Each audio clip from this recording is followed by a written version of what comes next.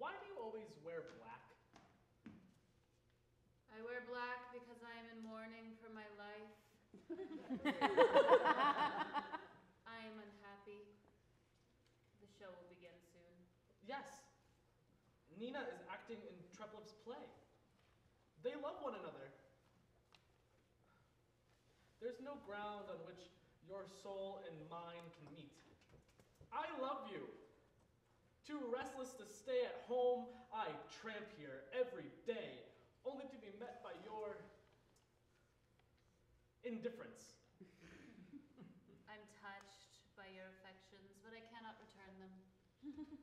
That is all.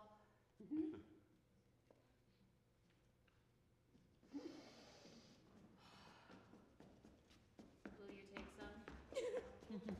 No, thank you.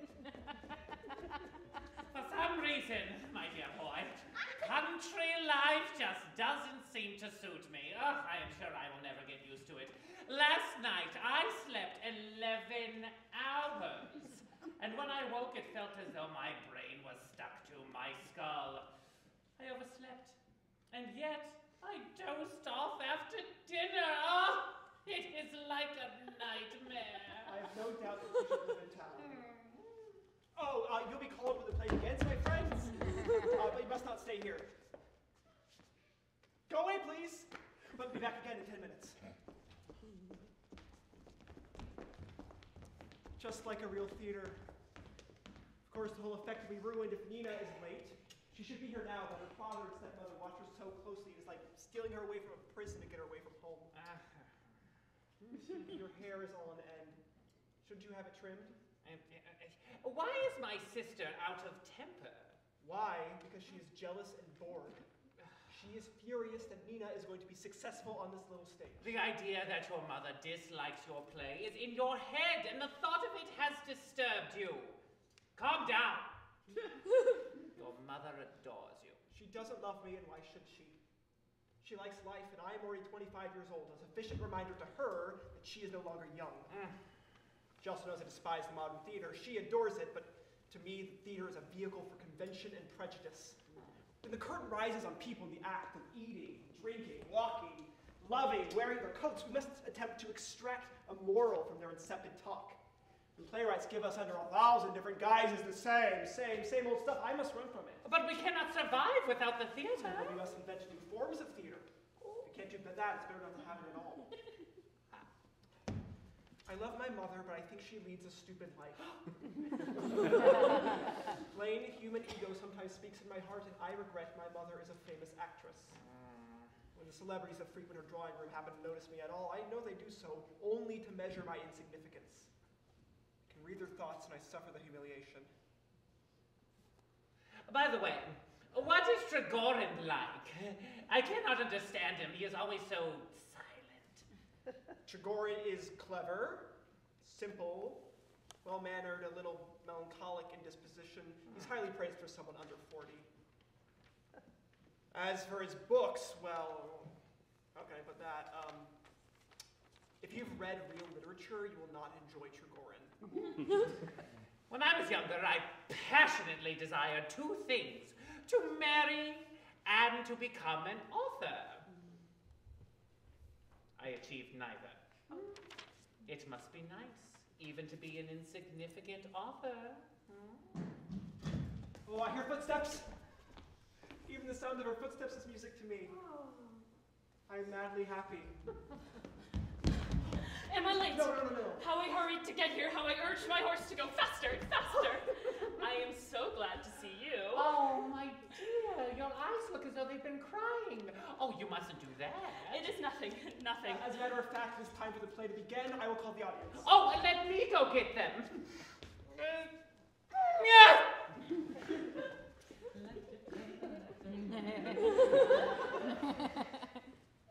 Once I was singing that when a fellow lawyer said to me, "You have a powerful voice, sir." But then he stopped and thought a moment and added, "But it is a disagreeable one."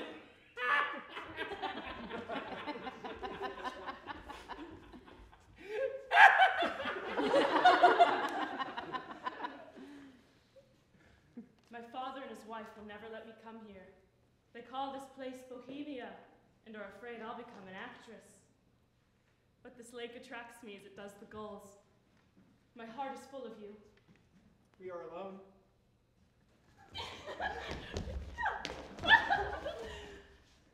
Is that someone over there? No. What is that tree? An elm. Why does it look so dark? It is evening. Everything looks dark now. Don't go away early. I implore you. I must. Well, if I were to follow you, I will stand in your garden all night with my eyes on your window. That would be impossible. The watchman would see you, and Treasure is not used to you yet and would bark. I love you. Hush! The place is then. The moon is rising. The play must commence. Yes, sir. Is the alcohol ready?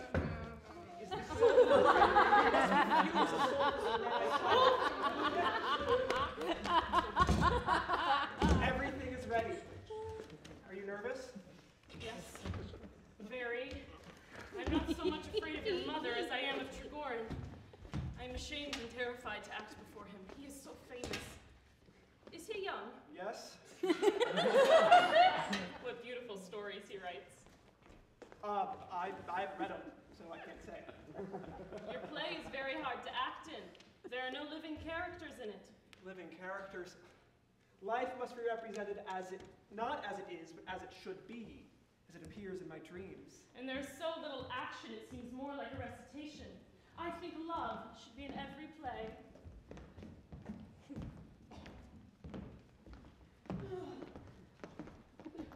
It is getting damp. Go back and put on your galoshes.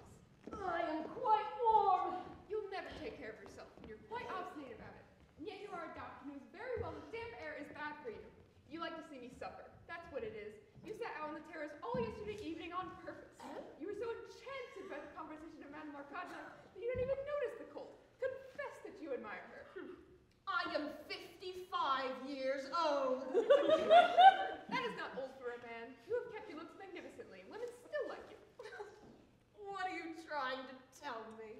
You men are ready to go down on your knees to an actress. All of you. It is only right that artists should be made much of by society and treated differently from, let us say, merchants. It's a kind of idealism. Mother, you must move.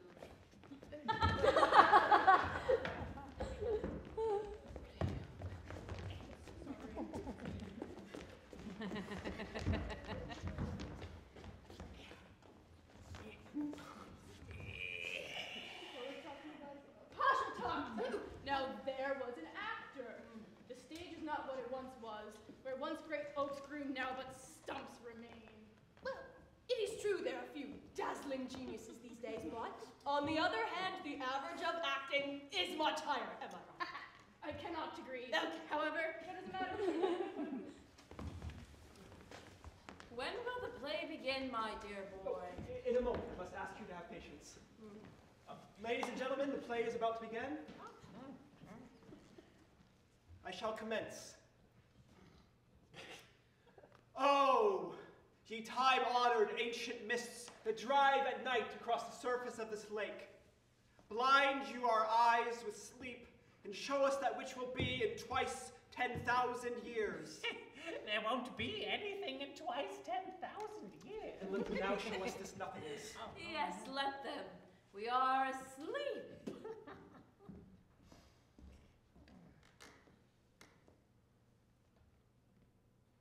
All men and beasts, lions, eagles, and quails, horned stags, geese,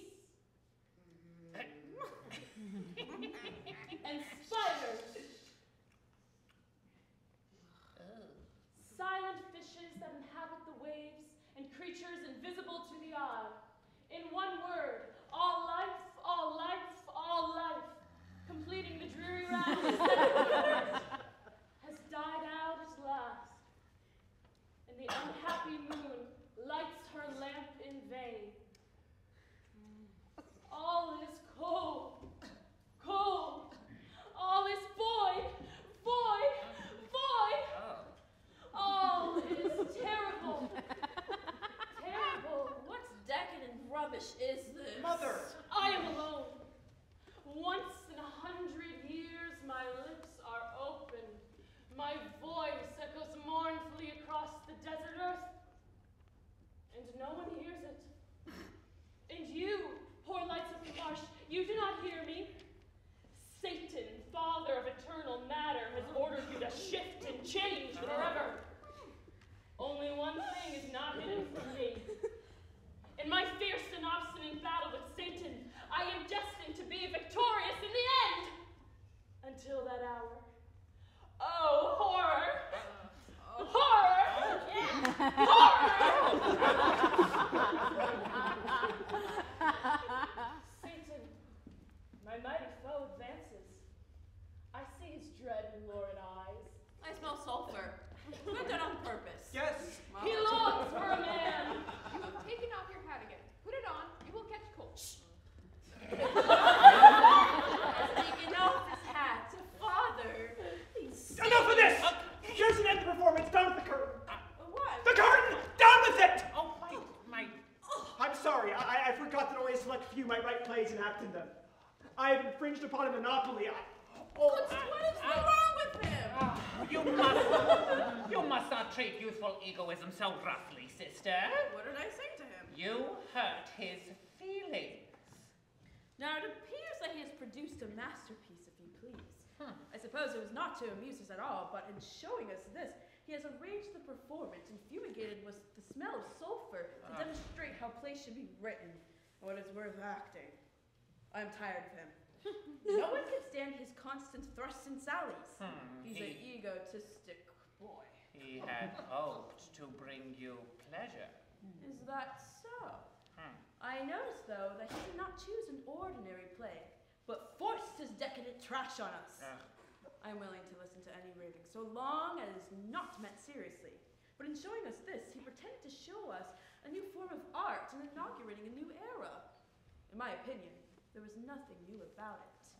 It was an exhibition of bad temper. Everyone must write as he feels, as best he may. Let him write as he feels and can, but spare me his nonsense. Thou art angry! Jove! I am a woman, not Jove.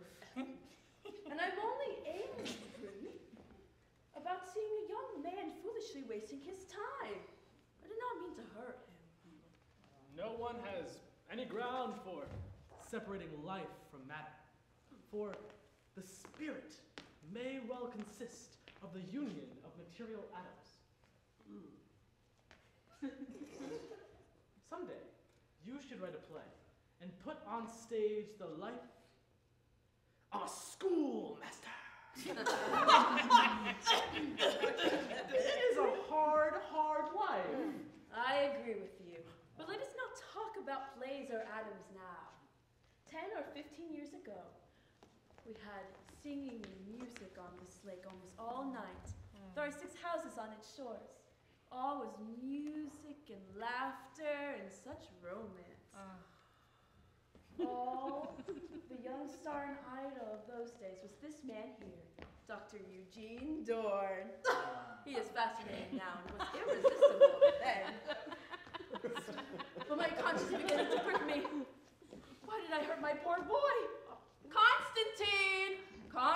Do you want me to go get him, ma'am? If you please, my dear. Constantine! Oh, Constantine! I see that the play will never be finished, so now I can go home. Good evening. Oh, bravo!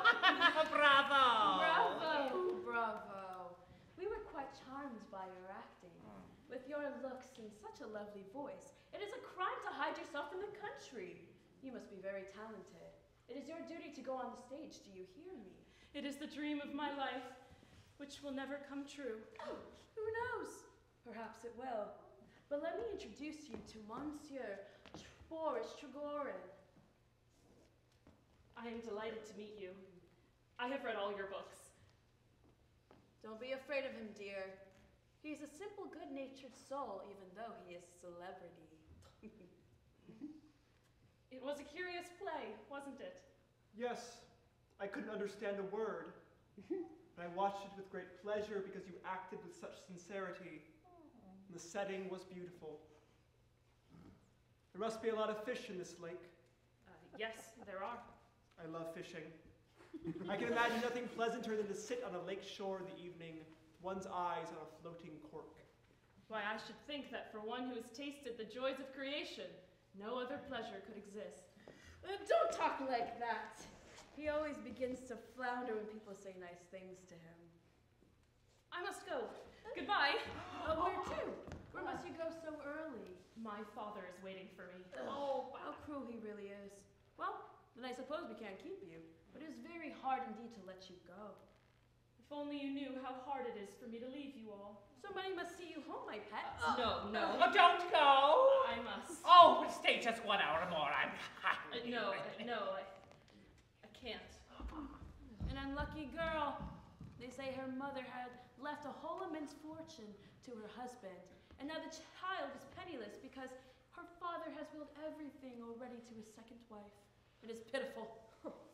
Yes, her papa is a perfect beast, and I don't mind saying so, it is what he deserves. Come.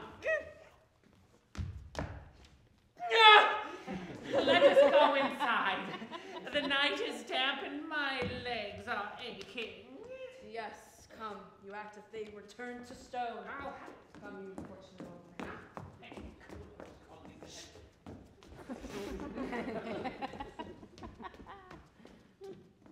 I may have lost my judgment and my wits, but I must confess, I like that play. There was something in it.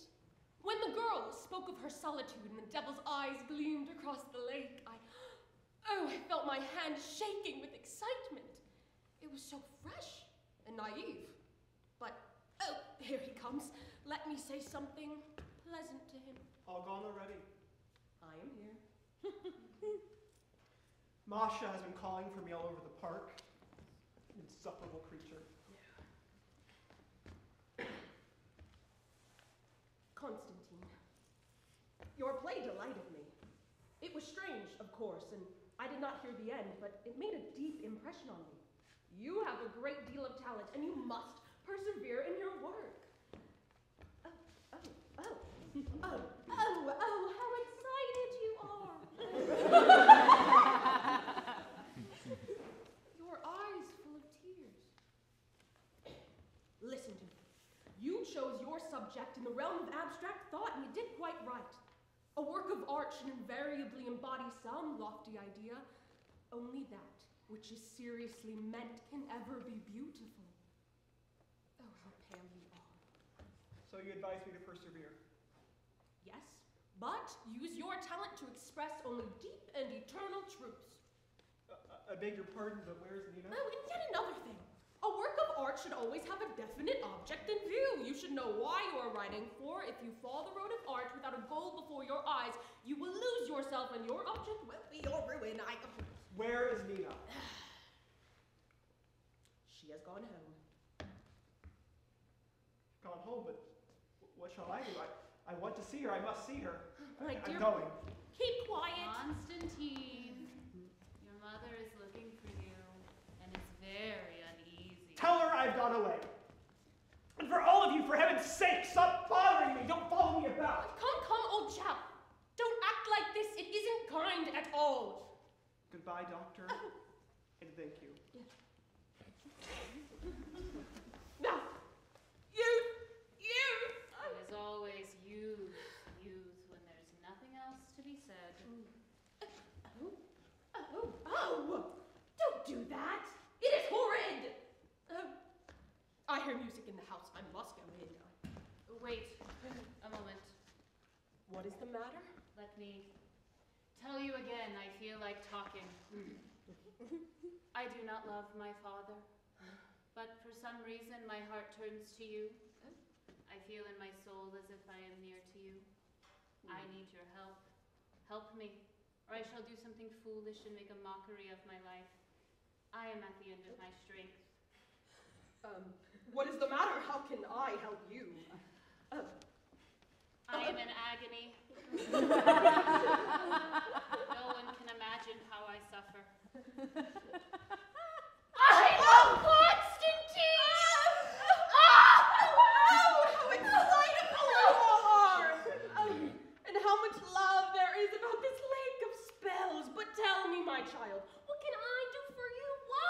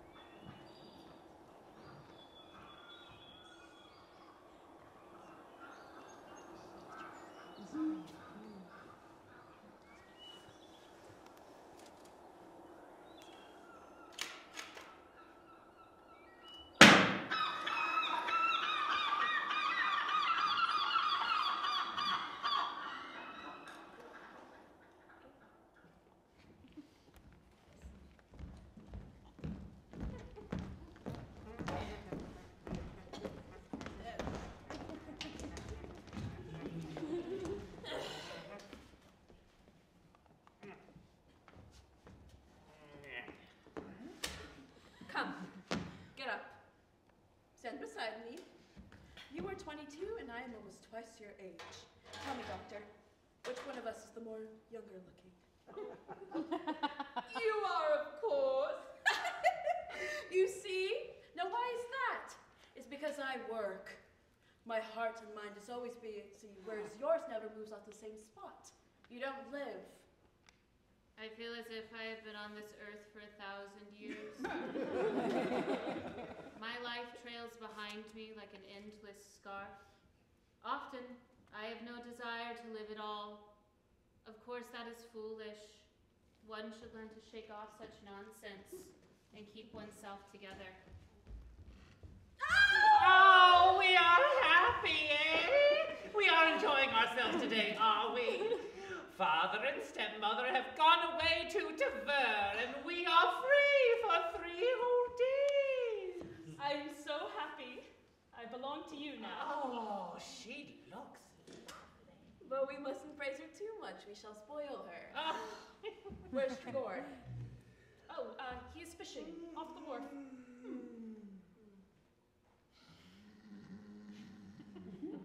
Pleasant dreams! Peter! Are you asleep? Not a bit of it. You don't do a thing for your health, brother, but you really ought to. The idea of doing anything for one's health at 65? One still wants to live at 65. Ha! Take some chamomile tea.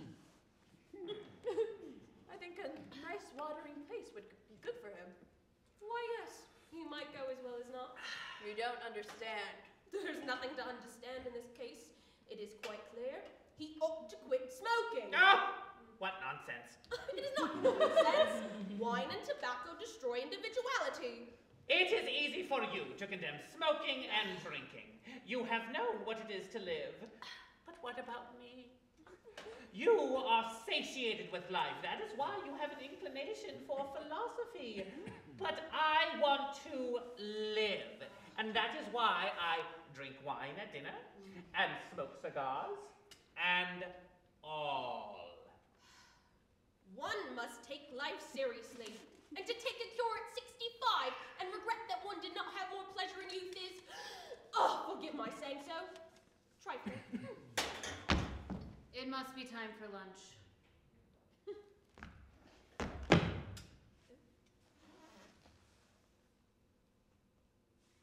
My foot has gone to sleep. She is going to have a couple of drinks before lunch. The poor soul is unhappy. That is a trifle, Your Honor. You judge her as someone who has obtained all he wants in life. What could be duller than this dear tedium of the country? The air is hot, and still nobody does anything but sit and philosophize about life. It is pleasant, my friends, to listen to you here, but I had rather 1,000 times sit alone in a hotel room and learn a role by heart. You are quite right. I understand how you feel. Here they are. Good day. I am delighted to see you looking so well. My wife tells me you mean to go to town with her today. Is that so? This is what I had planned to do. That is delightful. However, how are you to get there? All of the men are busy. What horses would you take? What horses? How do I know what horses we shall have? Why, we have the carriage horses. The carriage horses! And where am I to find the harnesses for them? My dearest madame, I have the utmost respect for your talents and would gladly lay down 10 years of my life for you. But I cannot let you have any horses today. But if I must go to town? What an extraordinary state of affairs! You do not know, madame, what it is to run a farm. This is an old story. Under these circumstances, I shall go to Moscow this very day. Order me a carriage from the village, or I shall go there by foot. Under these circumstances, I resign my position. Oh! You must find yourself a new manager of your estate. Well, It is like this every summer. Every summer I am insulted here. I shall never set foot here again. Oh, I sit. How could he refuse anything to Madame Arkadina, the famous actress? Is not every wish, every caprice even of hers more important than any farm work? This is incredible. What can I do about it? Put yourself in my place and tell me what I can do. Come.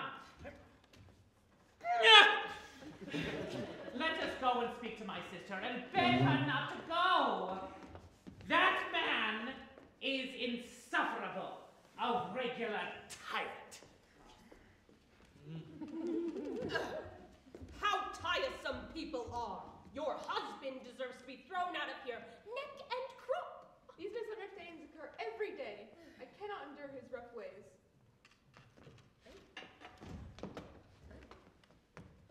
Eugene, my darling, my beloved, take me to you. Our time is short. We are no longer young. Let us end deception and concealment, even if it's only at the end of our lives. I am 55 years old.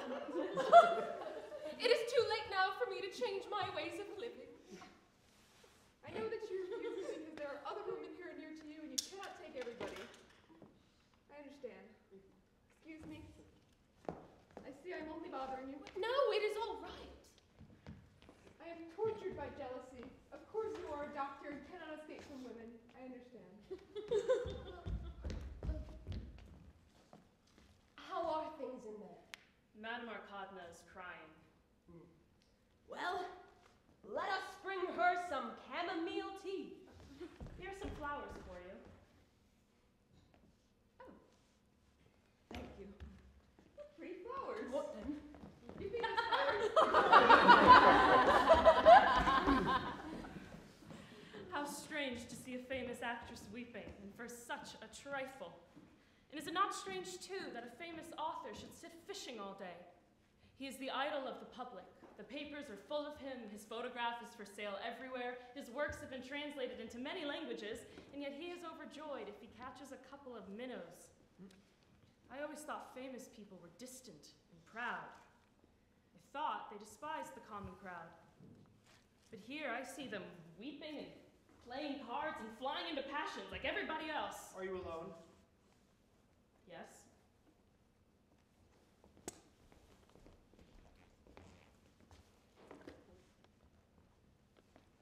What is this? I was vile enough today to kill this gull. I lay it at your feet. What is happening to you? So shall I soon end my own life. You have changed so that I fail to recognize you.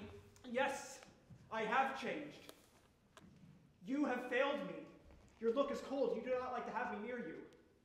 You have grown so irritable lately, and you talk so darkly and symbolically that you must forgive me if I fail to follow you.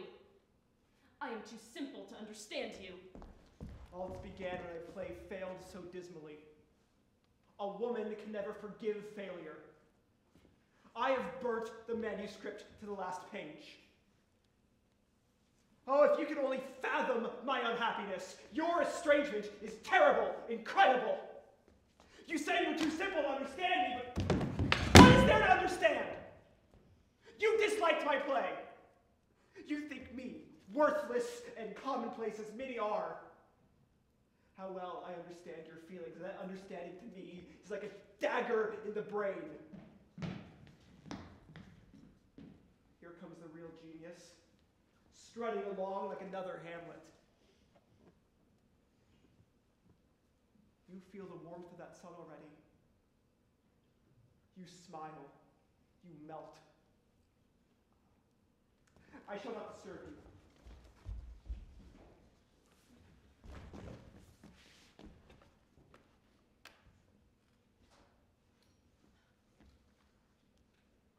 Takes snuff and drinks vodka.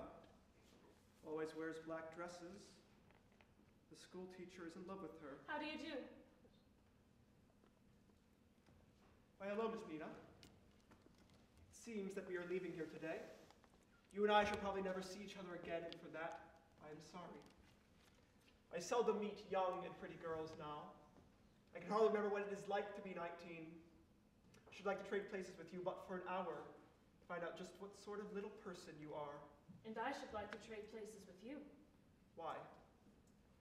To find out how a famous genius feels. What is it like to be famous?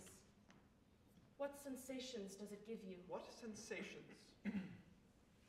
Either you exaggerate my fame, or else, if it exists, all I can say is that one does not feel fame in any way. But when you read about yourself in the papers... Well, when the critics praise me, I am happy. When they condemn me, I am out of sorts for the next 2 days. This is a wonderful world. If only you knew how I envy you. Men are born to different destinies. Some drag a weary, useless life behind them, lost in the crowd, unhappy, while to 1 out of 1,000,000, as to you, for instance, comes a bright destiny full of interest and meaning. You are lucky. Lucky. I hear you talking about fame and happiness and bright destinies. And your fine words mean so much to me. You are very young and very kind. Your life is beautiful. I see nothing especially lovely about it. Day and night I'm held in the grip of one besetting thought to write. Hardly have I finished one story, then something urges me to write another, and then a third, and then a fourth. I write ceaselessly. Even now, thrilled as I am talking to you, I cannot ignore for an instant that an unfinished story is awaiting me. I cannot escape myself, though I know it is consuming my life. Am I not a madman? Do you see anything beautiful in this? It's the same old story till I begin to think all this praise and admiration is a deception. That I am being hoodwinked because they know that I am crazy. But don't your inspiration and the act of creation give you moments of lofty happiness? Yes. Writing is a pleasure to me, but no sooner does a book leave the press than it becomes odious to me. I made a mistake to write at all. You must forgive me, but I decline to understand what you are talking about. The fact is, you have been spoilt by your success. What success have I had? I've never pleased myself. As a writer, I do not like myself at all.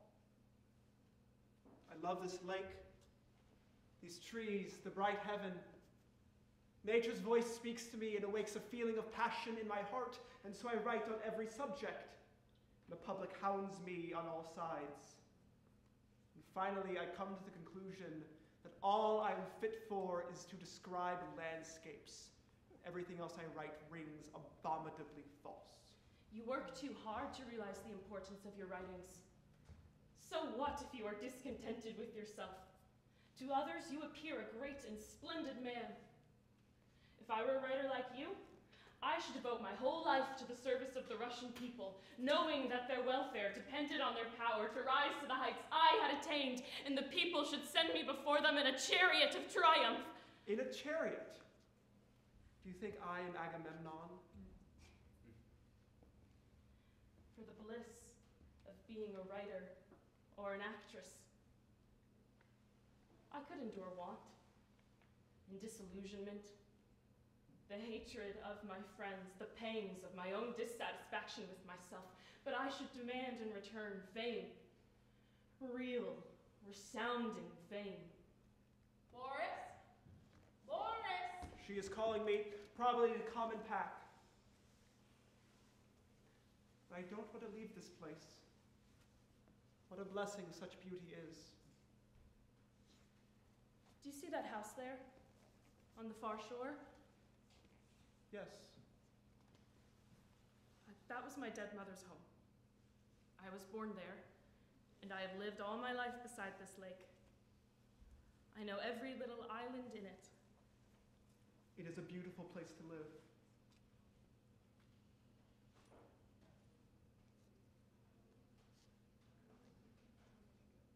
What is that? A gull? Constantine shot it. What a lovely bird. Really, I can't bear to go. Can't you convince Irina to stay another day?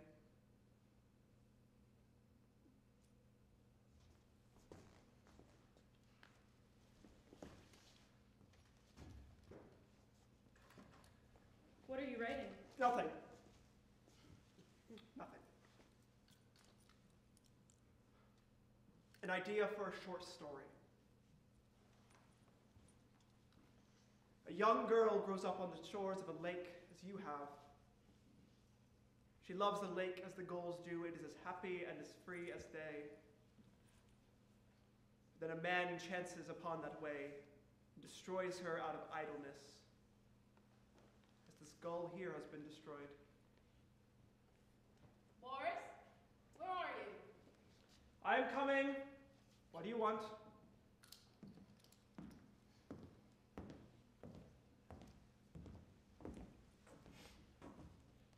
We are not going away after all.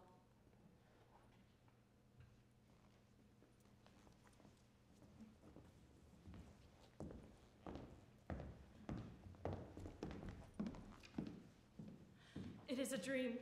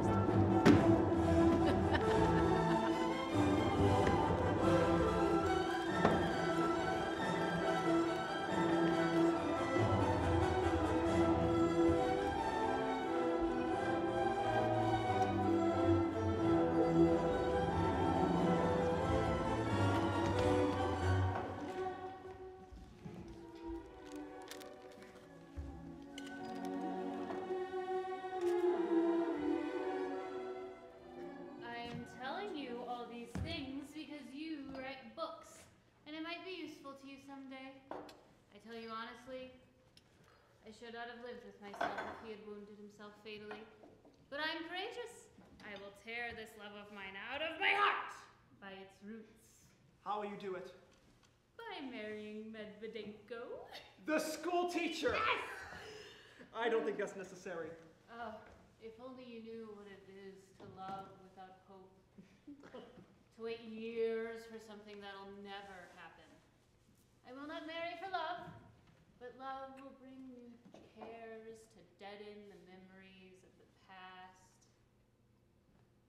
Shall we have another drink? Haven't you had enough? Fiddlesticks. You know, women drink more often than you can imagine, but few do as openly as I do. To your good health. You're such good company. I'm sad to see you go. And I'm sorry to leave. You should ask her to stay. She would not do that now. Her son has been behaving outrageously. It is jealousy, but that is none of my business. Okay, come, let me say goodbye and wish you safe travels on your journey.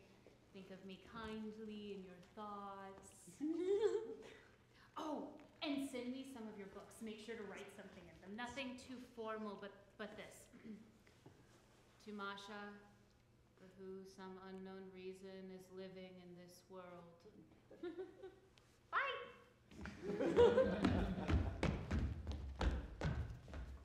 Is it odd or even? Even. No, it is odd. I had only one pea in my hand. I wanted to see whether I was to become an actress or not. If only someone would advise me what to do. One cannot give advice in a case such as this. We shall soon part, perhaps never to meet again.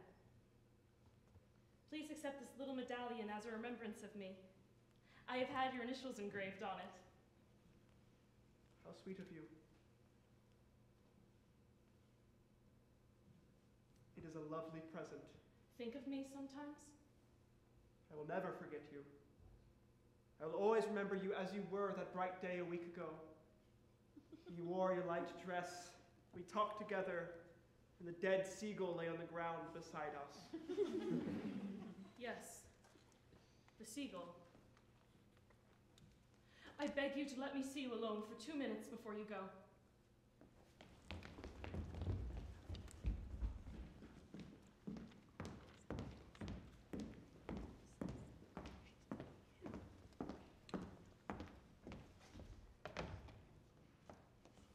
You left the room just now.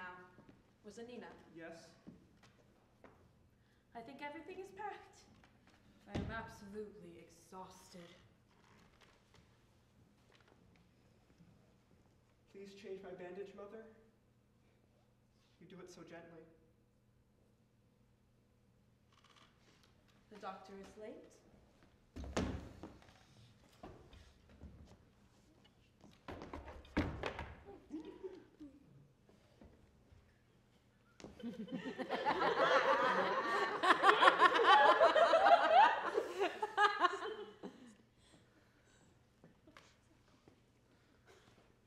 Your wound is almost healed.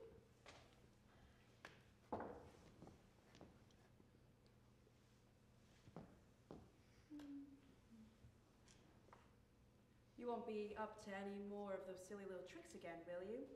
While I'm gone. No, Mother. I did that in a moment of insane despair. I had lost all control over myself. It will never happen again.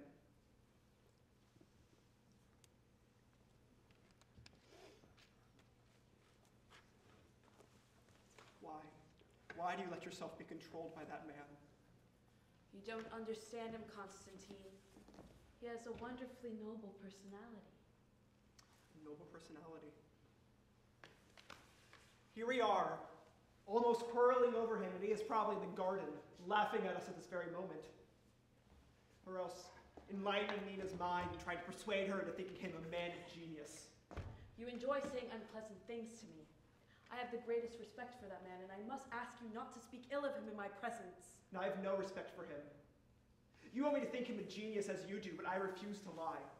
His books make me sick. You envy him. There is nothing with people with no talent and mighty pretensions but to do to criticize those who are really gifted. I hope you enjoy the consolation it brings you. Those who are really gifted indeed. I am cleverer than any of you if it comes to that. You are the slaves of convention. You have seized the upper hand and you lay down as law everything that you do, all else you strangle and trample on. So go back to the stage and act in those miserable ditchwater plays you so admire. I have never acted in plays like that in my life. You couldn't even write the trashiest hall farce. You idle good for nothing. Miser! Ragbag!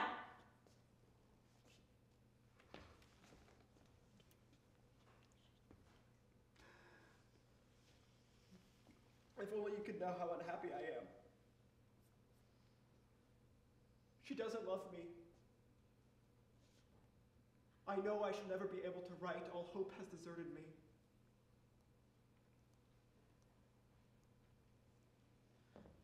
Here he comes.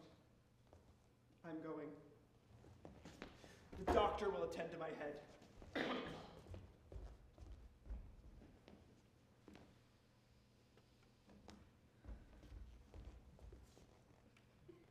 The carriage will soon be here. I hope all your things are packed. Let us stay one more day. Do let us stay. I know what keeps you here, my dearest, but you must control yourself. Be sober. Your emotions have intoxicated you a little. You must be sober too. Be sensible. Look upon what has happened as a true friend would. You are capable of self-sacrifice. Be a friend to me and release me. Are you so much in love? I am irresistibly impelled toward her. Maybe that this is just what I need. What? The love of a country girl? Oh, how little you know yourself. I am only an ordinary woman. You mustn't say such things to me, Boris. You frighten me. You could be an extraordinary woman if only you would. Love alone brings happiness on earth. Love, the enchanting, the poetical love of youth.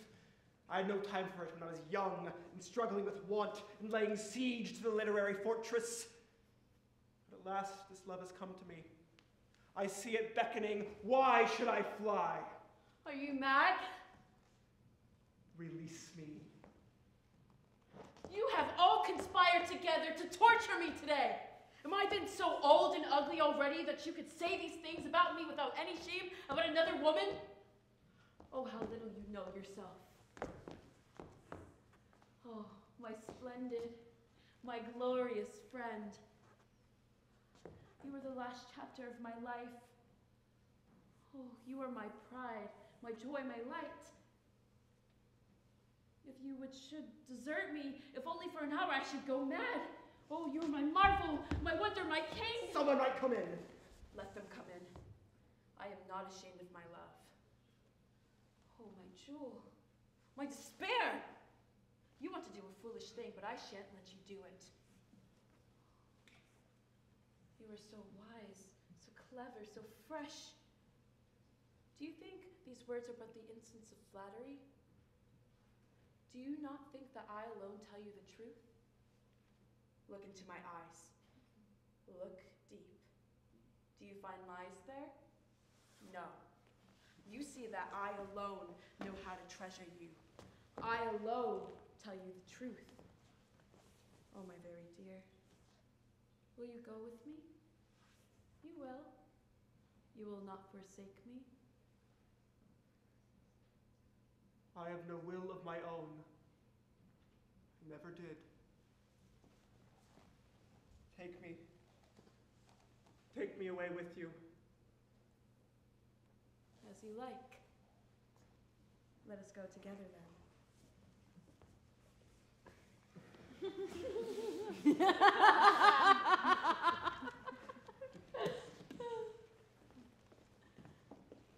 I am sorry to have to inform you that your carriage is at the door.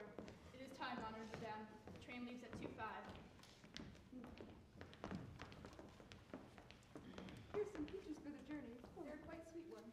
You may want to nibble something nice on the way. You You are very kind, Paulina. Goodbye, my dearie. If things have not gone as you could have wished, please forgive us. It has been delightful, delightful. Come, sister! It is time for us to board the train. Unless you want to miss it. I'm getting into the carriage. I shall walk quickly to the station and see you off there. Oh. Goodbye, all. We shall meet each other again next summer. We shall live. Goodbye, madame. Send us a line to cheer us up. Goodbye, sir. Where's Constantine? Tell him I am starting. I must say goodbye to him.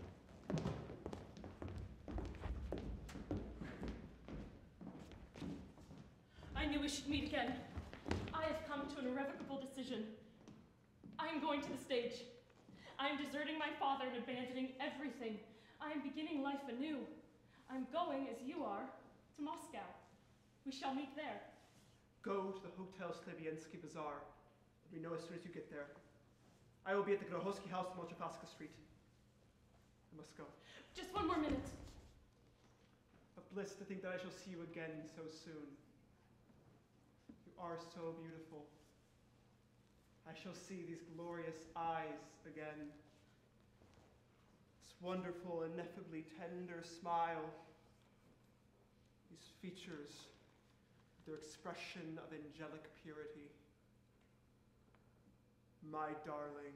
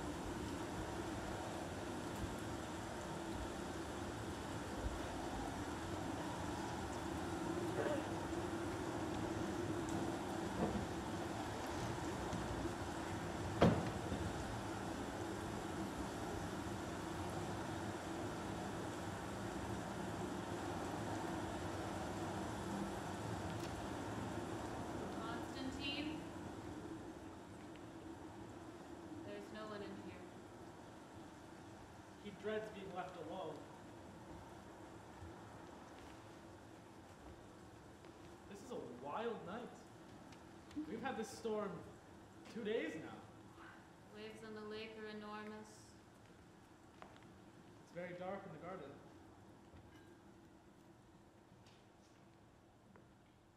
You know, I think that old theater ought to be knocked down.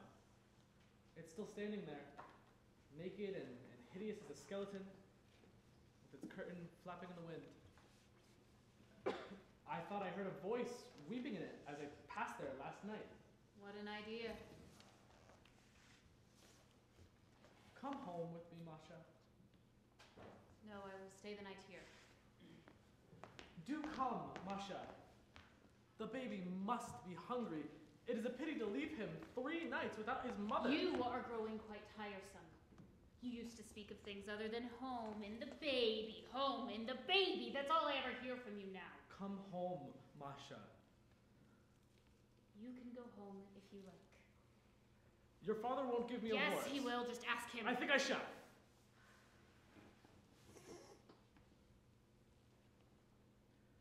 Are you coming home tomorrow? Yes. Yes, tomorrow.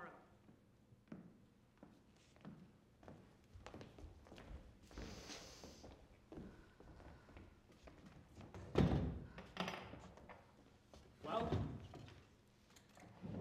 I am going.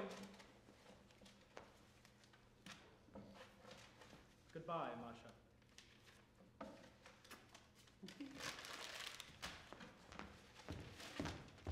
Goodbye, Mother. Be off in God's name.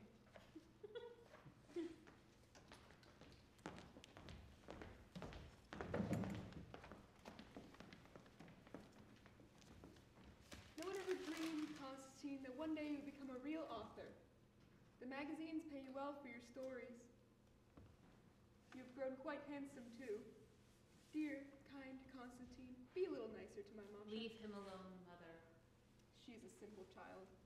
A woman, Constantine, only asks for kind looks. I know this from experience. There. Now you've vexed him. I am sorry for you, Masha. I don't want your pity. My heart aches for you. I see how things are and understand. You see what doesn't exist. Hopeless love is found only in novels. It is all trifle, really. All one has to do is keep a tight rein on oneself and keep one's head clear.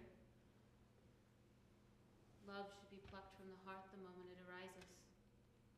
My husband has been promised to another district. Soon I will leave this place and forget all about it.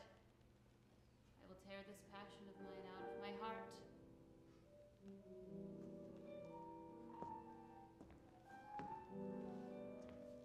Constantine is playing. That means he's sad. The great thing, Mother, is to not have him continually in sight.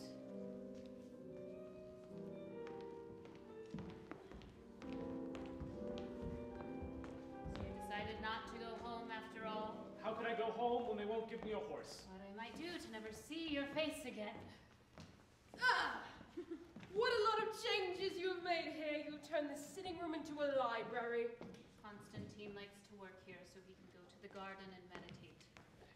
Where is Miss Arkadina? She is going to the station to meet Trigorin. She will soon be back. We are keeping Constantine from his work. It's no matter. Okay. Tell me, Doctor. Of all the places you visited while you were abroad, which did you like the best? Genoa. Why Genoa? Oh, because it is such a splendid crowded streets. When you leave your hotel in the evening and you thrust yourself into the heart of that throng, you begin to believe at last in a great world spirit.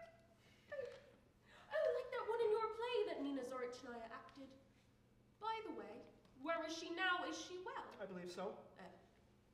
I hear she has led rather a strange life. What has happened? It's a long story. Tell it shortly.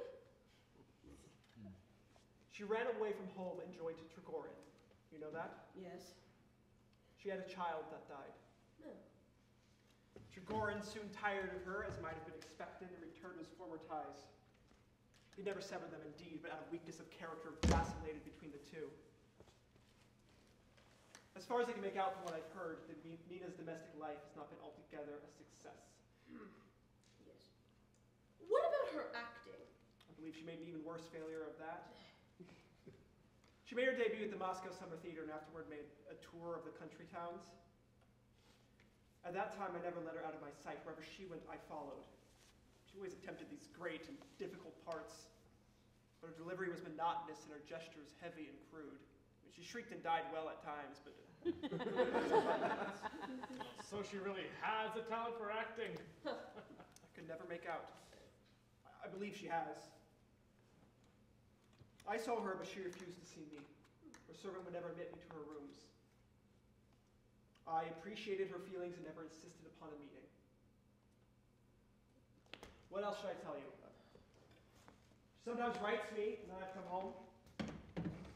Such clever, sympathetic letters. She never complains, but I can tell that she is deeply unhappy. Not but a line speaks of an aching, breaking nerve. She is here now. What do you mean by here? At the town in the inn. Yes, I saw her. She was walking away from here towards the village. Huh. I asked her why she had not been by to see us. She said she would come. But she won't. Her father and stepmother have disowned her. They've even put guards around her estate to keep her away. How easy it is, Doctor, to be a philosopher on paper, and how difficult in real life. They are coming back from the station. I hear my mother's voice.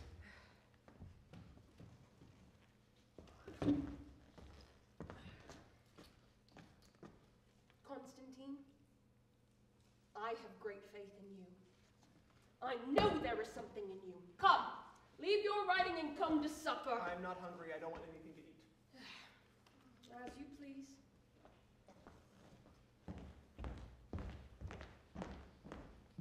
I have talked a great deal about new forms of art, yet I gradually feel myself slipping into the beaten track.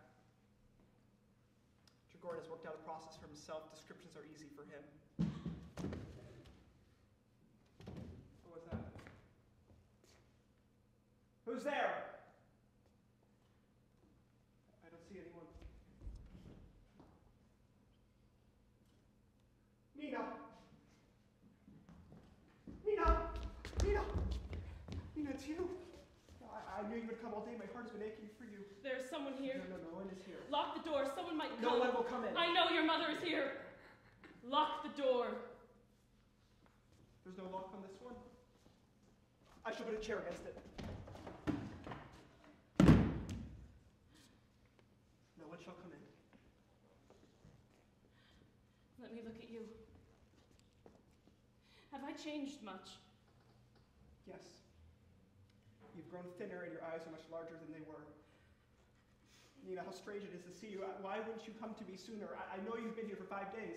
I've gone every day, several times a day to where you live. I've stood beneath your window like a beggar. I was afraid you might hate me. I dream every night that you look at me without recognizing me.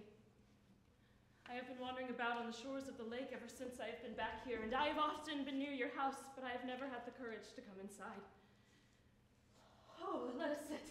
Let us sit down and talk our hearts out. It is so quiet and warm here. Do you hear the wind whistling outside?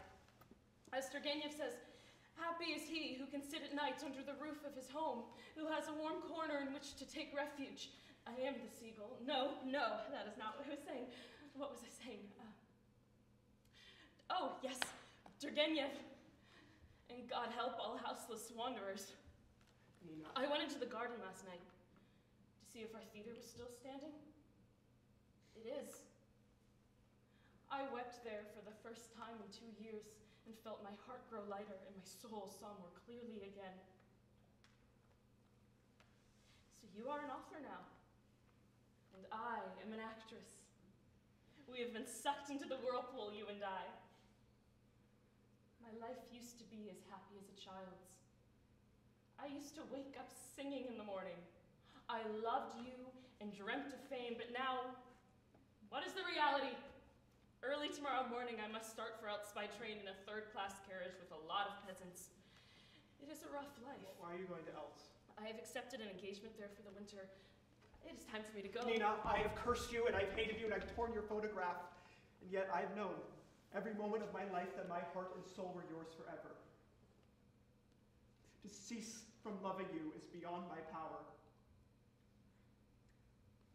I have suffered continually from the time you left me and I began to write. My life has been unendurable. But I have called out to you. I have kissed the ground you walk on. Everywhere I go, I see your face before my eyes. That smile that illuminated the best years of my life. I'm quite alone, unwarmed by any attachment. Everything I write is dry and gloomy and harsh. Stay with me, Nina. Or else let me go with you. Nina, why do you do this? My carriage is at the gate. Do not come out and see me off. I shall find the way alone. Where are you going? Back to the village.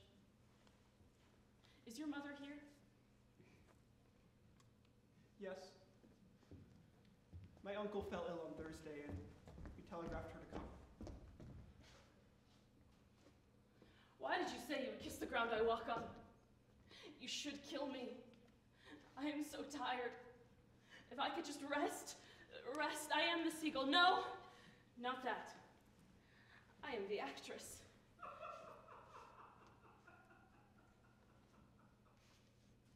He is here too. Oh. Well, no matter. He does not believe in the theater. He used to laugh at my dreams so that little by little I became downhearted and ceased to believe in them myself. Then came all the cares of love, the continual anxiety about my baby, so that soon I grew trivial and spiritless and played my parts without any meaning. You have no idea the state of mind of one who knows as he is going through a play how terribly, badly he is acting. I am the Seagull. No, that is not what I meant to say. Do you remember how you shot a seagull once? A man chanced to pass that way and destroyed it out of idleness. That is an idea for a short story, but it is not what I meant to say. What was I saying? Oh, yes, the stage. I am much better now. I am a real actress now. I act with joy, with exultation. I am intoxicated by it, and I feel that I am superb. I have been walking and walking, thinking and thinking every day since I have been back here, and I feel my spirit growing in me every day. I know now, Constantine. I understand at last that for us, whether we write or act, it is not the honor or glory of which I dreamt that is important. It is the strength to endure. One must know how to bear one's cross, and one must have faith. I believe, and so I do not suffer much. And when I think of my calling, I do not fear life. You have found your way. You know where you are going. But I am still groping in a chaos of phantoms and dreams. I don't believe in anything. Shh. I must go. Goodbye. When I'm a famous actress, you must come and see me. Will you promise to come? But now, it is late. I can hardly stand. I am fainting. Let me get you some supper. No. My carriage is not far away. Do not come out and see me off. I'll find the way alone. So she brought him back with her. However, what difference can that make to me? Don't tell Trigorin anything when you see him. I love him. I love him even more than I did before. I love him passionately. I love him to despair. Have you forgotten, Constantine, how pleasant the old times were? What a gay, bright, gentle, pure life we led. How a feeling as sweet and tender as a flower blossomed in our hearts. Have you forgotten? All men and beasts, lions, eagles and quails, horned stags, geese, spiders, silent fishes that inhabit the waves, and creatures invisible to the eye. In one word, all life, all life, all life, completing the dreary round set before it, has died out at last. 1,000 years have passed since the earth last bore a living creature on its breast, and the unhappy moon lights its lamp in vain.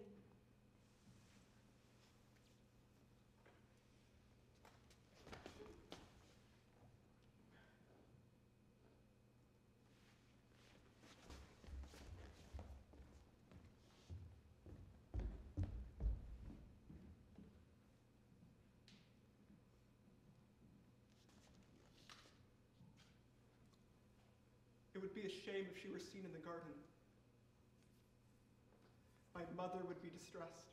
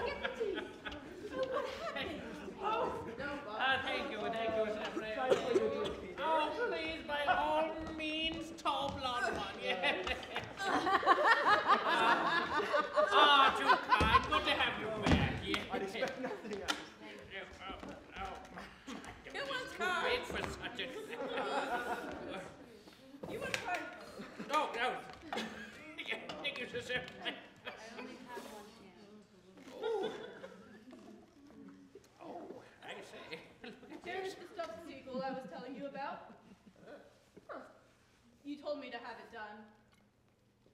I don't remember a thing about it. Not a thing. What was that? Nothing at all. Probably one of my medicine bottles has blown up. Don't worry. What is the use of medicine if it's so dangerous?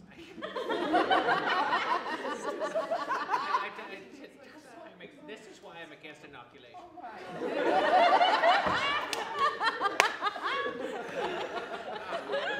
Lovely. Wine is the best cure, truly. It is as I thought! A flask of ether has exploded. Oh! How silly. Heavens, that frightened me. The noise reminded me of the sound. Oh, everything is black before my eyes. My sister. Yes. There is an article from America in a magazine that I found a couple of months ago. I had a lot of questions about it. Really some interesting questions. You must take Madame Arkadina away from here. Constantine has shot himself.